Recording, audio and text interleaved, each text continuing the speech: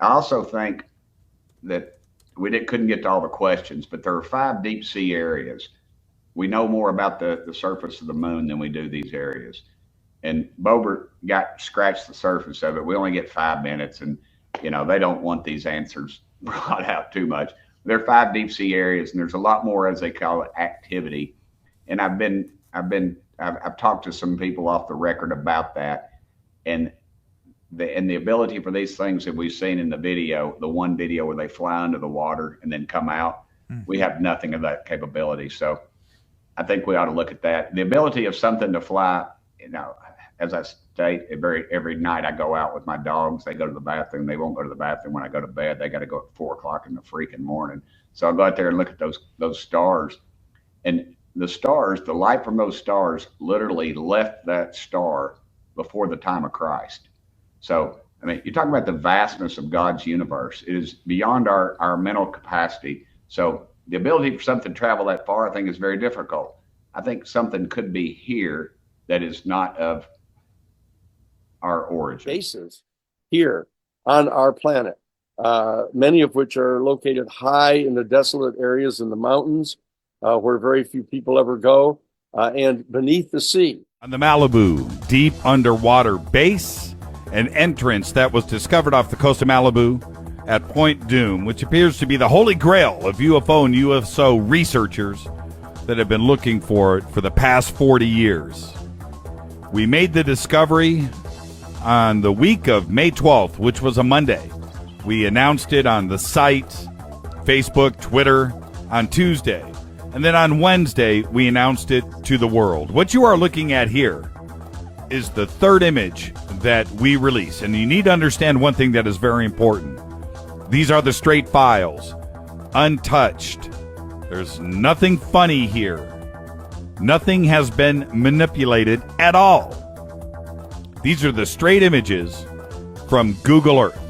And you can clearly see in this image, it is 2.5 miles wide, 1.35 to 1.45 miles deep, 6.6 miles off of the Malibu coast. That's PCH that you see off in the distance.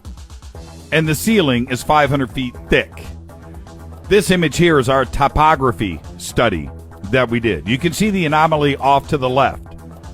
You can see ranges that go from 450 meters or 1,476 feet from the surface, the top of the water, to the bottom of the platform. It is absolutely enormous. The bottom of the entrance is 700 meters or 2,296 feet from the surface. The distance between the pillars is 2,745 feet wide.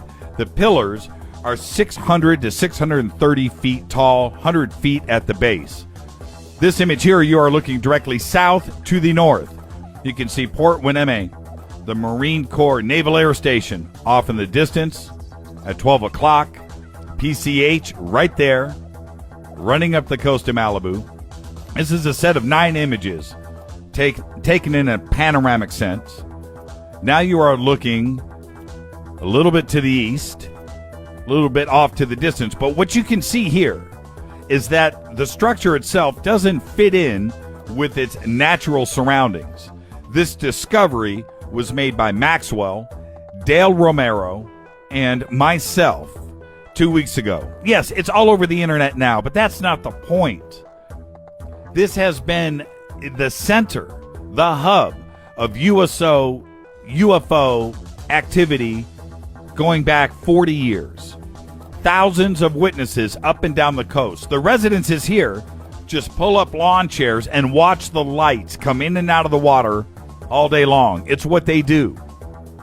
Now, is this proof of an entrance to something inland? We don't know. It could be natural. It could be 10,000 years old. It could be 100 years old. We don't know. Older than that.